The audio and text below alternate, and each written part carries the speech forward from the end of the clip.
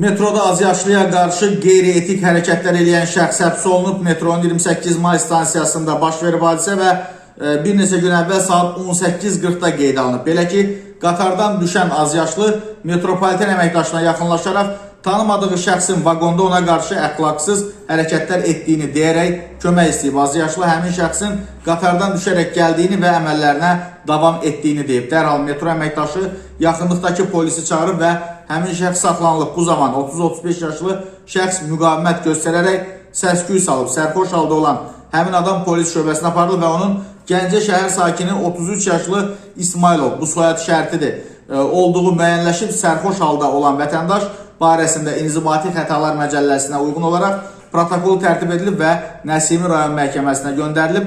Saxlanılan şəxs ifadəsində sərxoş olduğu üçün heç bir şey xatırlamadığını və bir səhvdir olub deyərək üzr istəyib. Məhkəmənin qərarı ilə 34 yaşlı kişi deməli 30 sutkalıq həbs edilib və Daxili İşlər Nazirliyinin inzibati həbs olunanların saxlaması məntəqəsinə göndərilib.